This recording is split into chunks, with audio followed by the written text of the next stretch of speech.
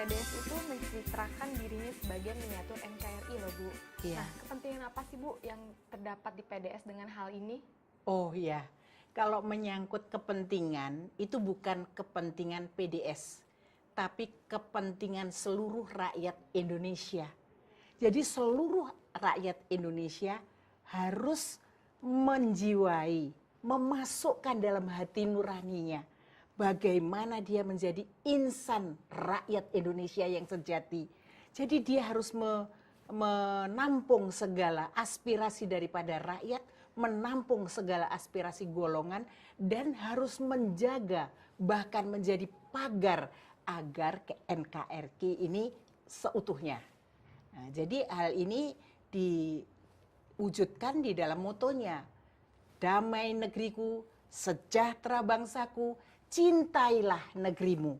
Masih lagi ditambah dengan berdamai dengan Tuhan, berdamai dengan sesama manusia, berdamai dengan lingkungan, dan berdamai dengan sesama umatnya. Nah, jadi ini adalah merupakan suatu dogma justru yang harus dimeteraikan bukan hanya PDS, tapi setiap rakyat dan bangsa Indonesia. Oke, lalu buktinya apa Bu PDS telah memperjuangkan NKRI tersebut? Loh, buktinya banyak, ya, bahwa kita ini melihat bahwa NKRI ini harus utuh. Oleh sebab itu, setiap rancangan undang-undang yang kita rancangkan harus memuat semua golongan, kepentingan semua golongan. Kalau tidak, yang terjadi adalah menerbitkan undang-undang yang hanya memuat kepentingan diri sendiri atau golongan itu sendiri. Jadi oleh sebab itu ini harus diberantas sampai tuntas. Contohnya, ketika rancangan undang-undang pornografi, saya sudah bersurat kepada semua lembaga bahwa ini harus diwaspadai dan akan menuai badai pada kelak kemudian hari. Sebab apa? Sebab rakyat dilibatkan untuk mengawasi produk-produk pornografi. Kalau ada rakyat yang berkhianat lalu mengatakan bahwa ini adalah produk pornografi, goyang ini harus ini, bagaimana? Atau berbagai-bagai kepentingan atau golongan yang umpamanya memuat nanti salah satu ibadah, rumah ibadah, lalu di laptopnya diberi gambar itu. Bagaimana? Jadi ada polisi-polisi moral di sana. Jadi akan menimbulkan perda-perda yang diskriminasi dan akan perempuan-perempuan dibungkus rapat-rapat karena menghindari nafsu atau rangsang daripada laki-laki. Hal-hal yang itu harus diwaspadai. Kepentingan perempuan, kepentingan anak justru harus dipagari dengan undang-undang yang dapat dimanfaatkan oleh jajaran rakyat bangsa ini. Oke, pertanyaan selanjutnya ya Bu ya. Mengapa sih Bu PDS itu terkesan memperjuangkan hal-hal yang berbau agama Bu? Lalu bagaimana dengan sektor pendidikannya, ekonomi, sosial, dan tenaga kerjaannya itu menjadi salah satu isu terbesarnya loh Bu? Ya, tidak dengan demikian ya. Kebetulan saya ini orang yang banyak bicara dan banyak ngomong ya. Jadi saya berada di Komisi 8, yaitu yang membidangi agama, perempuan, dan sosial serta anak. Jadi di sini muatannya saya berkewajiban untuk memperjuangkan itu, ya. Jadi tentang agama itu memang harus memuat kepentingan. Contohnya umpamanya dari 15 triliun, 8 dari anggaran Depak itu untuk Pembinmas yaitu 5, yaitu Islam, Kristen, Protestan, Hindu, dan Buddha itu hanya 5,6%. Sehingga tiap-tiap Pembinmas provinsi di daerah itu hanya mendapatkan anggaran yang tidak cukup untuk menjemput bola. Padahal orang-orang jahat yang tidak bermoral di bangsa ini ada di pasar-pasar, ada di penjara, ada yang di tempat maksiat. Hal itu harus cukup. Pembinmas harus cukup untuk menjemput bola sehingga dia mengabarkan dogma-dogma atau apa yang dikehendaki oleh Tuhan kepada orang-orang tersebut. Jadi ini kita memperjuangkan bagaimana kalau Pembinmas ini mendapat 10% dari anggaran daripada Departemen Agama agar rohaniawan ini dapat memberitakan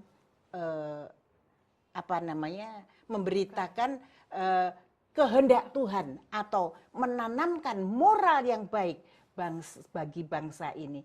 Kemudian yang dikatakan cenderungnya kepada agama.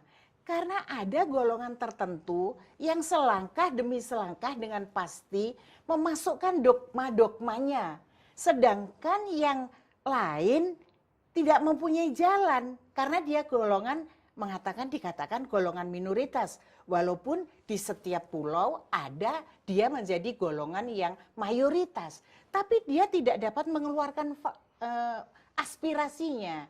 Jadi oleh sebab itu PDS memfasilitasi di mana ada diskriminasi yang akan menuai badai pada setiap saat atau menimbulkan tindak kekerasan dari masyarakat diwaspadai.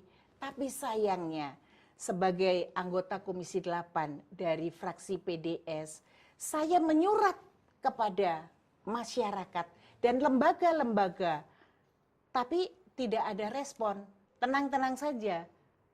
Jadi hal ini harus diwaspadai. Setiap gereja, wihara, dari agama Hindu, agama Buddha, agama Kristen, agama Katolik, kalau ada suatu rancangan undang-undang harus mencelikkan matanya, menajamkan telinganya, dan mengolah hati nuraninya supaya dia terwakili dan suaranya dapat dijabarkan melalui RUU ini. Oke Bu, mengapa PDS menjadi partai Bu yang satu-satunya menolak RUU produk halal pada saat ini? Ya, ini karena begini, di Komisi 8 menganggap perlu sekali adanya produk undang-undang untuk produk halal karena banyak sekali barang-barang najis yang mereka anggap menurut syariah Islam bahwa itu harus diwaspadai. Jadi ketika RUU ini diangkat, bahwa negara ini menjamin kebebasan umat beragama memeluk agamanya dan melaksanakan ibadahnya masing-masing pada negeri ini.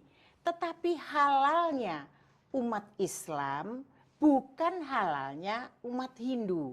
Haramnya umat Islam adalah makanan adat dari suku-suku di Indonesia ini. Bahkan untuk irian, babi itu menjadi mas kawin. Untuk orang Batak, makanan adat. Dan untuk suku Bali juga demikian.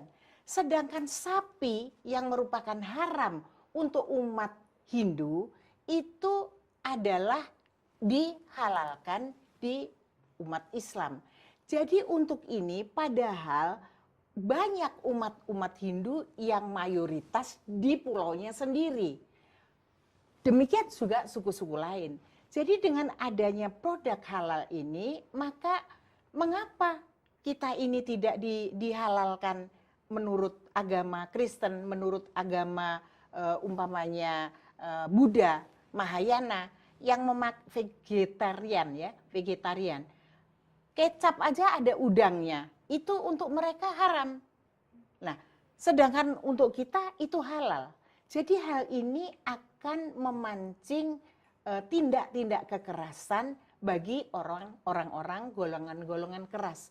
Oleh sebab itu PDS melihat hal itu, bahwa kita ini membentuk RUU harus kepentingan nasional, seluruh rakyat dan bangsa ini, bukan untuk golongan. Yang golongan diselesaikanlah pada golongannya. Umpamanya kepentingan umat Kristen diselesaikan di umat Kristen sendiri. Bali juga begitu, Islam juga begitu. Tidak dogma dari golongan tertentu, tahapan-tahapannya dengan pasti selangkah-selangkah